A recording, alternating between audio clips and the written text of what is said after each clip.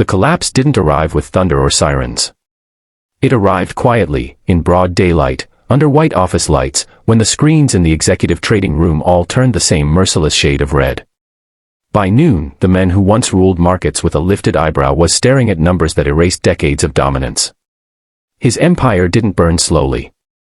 It vanished in hours, leaving behind silence so loud it pressed against his chest like a weight. The billionaire who controlled cities with signatures was suddenly just a man sitting alone at a glass desk, watching his world disappear. If you believe that kindness deserves second chances and that one small moment can change everything, please like, comment, share, and subscribe to the channel Midnight Tales right now. Your support keeps these stories alive. Armin Vale had built his fortune on speed, precision, and an almost ruthless confidence in his instincts. He believed daylight was his ally, that clarity came when the sun was high and decisions were sharp. On this particular afternoon, sunlight poured through the floor-to-ceiling windows of his headquarters, reflecting off polished steel and marble floors that had once symbolized his success. But now that same light felt exposing, unforgiving, revealing the cracks he had never allowed himself to see.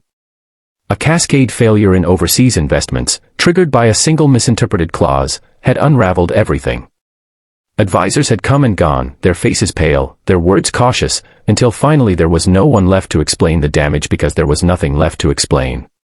Armin stayed seated long after the room emptied. His hands rested on the desk, unmoving, as if stillness could reverse time. He thought of the early mornings he once cherished, the way he'd arrive before sunrise to plan conquests. Now it was midday, and he felt strangely detached from the hours passing outside. His phone buzzed with messages he didn't open. His name, once spoken with admiration, was now trending for all the wrong reasons. He wasn't afraid of being poor, he was afraid of being irrelevant, of having built a life so tall that when it fell, there was nothing underneath to catch him. As the afternoon wore on, the building began to empty, floor by floor. Even the hum of machines softened. That was when he noticed her, moving quietly between desks with a cart, wiping surfaces that no longer needed to shine. Her name was Mira Solis, though he didn't know it then. She worked days, not nights, preferring sunlight because it reminded her that life continued beyond enclosed rooms. She had been a janitor in that building for 3 years, invisible to most, but observant in a way only those on the margins learned to be. She noticed the way people behaved when they thought no one was watching. Mira had seen powerful men crumble before, but something about Armin's stillness stopped her. He didn't shout or throw things. He didn't blame anyone. He simply sat there, staring at a single folder left open on his desk, as if it were the last thread connecting him to who he used to be.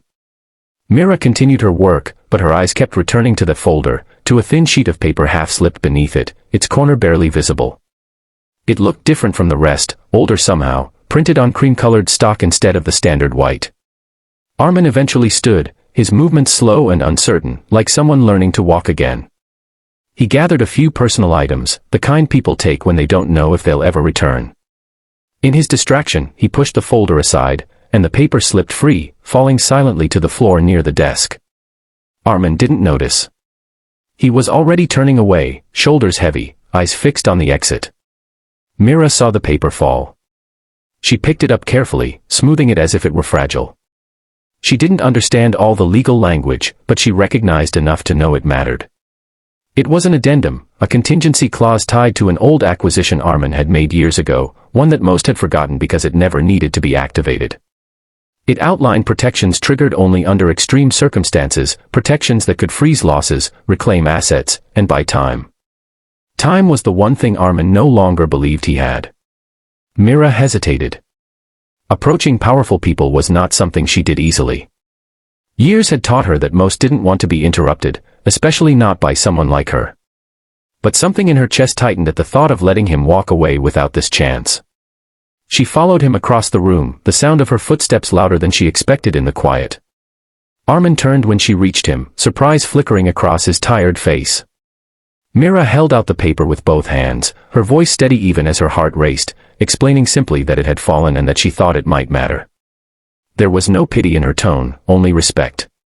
For a moment, Armin barely reacted. Then his eyes moved to the page, scanning it quickly, then again more slowly. His breath caught, not in relief yet, but in recognition. He returned to the desk, sunlight now hitting the paper directly, illuminating lines he had overlooked in the chaos. The room felt different, as if oxygen had returned.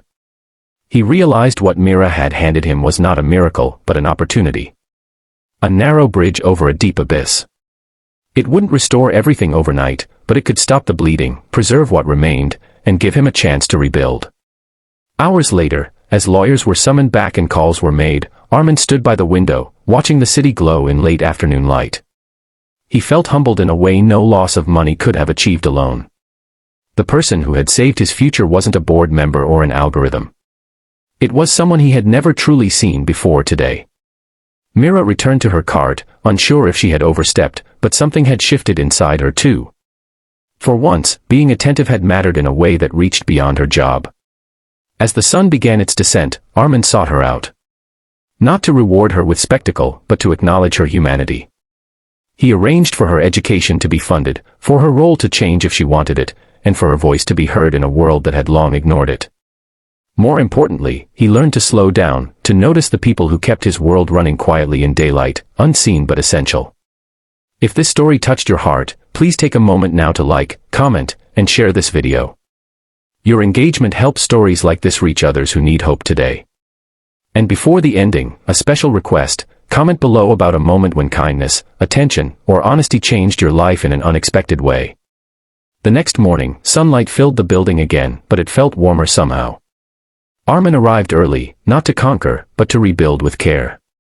Mira began her shift as usual, but now she walked with a little more confidence, knowing that even the smallest actions, done in the light of day, could alter the course of lives.